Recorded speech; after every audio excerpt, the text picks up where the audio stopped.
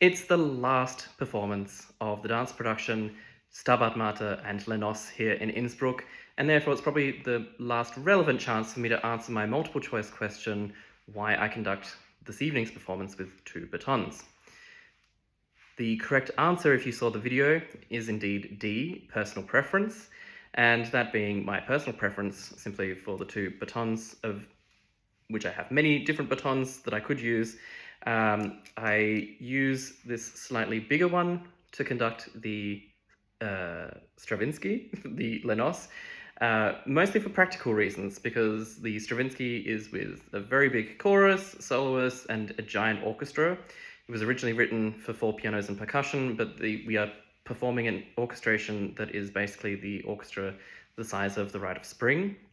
So it's very practical that the baton is indeed a bit bigger and very easy to see, very white. You can see it against me here, so it's easy to see when on stage. It's also a little bit dark, and it's also quite firm. So for Stravinsky, this is just, again, a personal preference, but having sort of a slightly firmer baton to grip onto helps with sort of the rhythmic precision that Stravinsky so often calls for.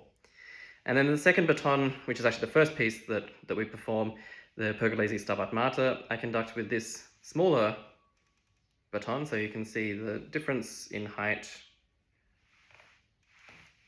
Here's a couple of centimeters. It's also a much lighter baton. It's with cork instead of sort of hard wood. It's a little worn. It once was more white than it currently is, but also my grip is quite a bit different for handling this baton, and the reason being is that it's a far more intimate chamber orchestra, only strings. The soloists are literally at my nose, so if I used a longer baton, I would risk either poking out an eye or getting it stuck in someone's nose. This particular baton with the cork was also made in Tasmania.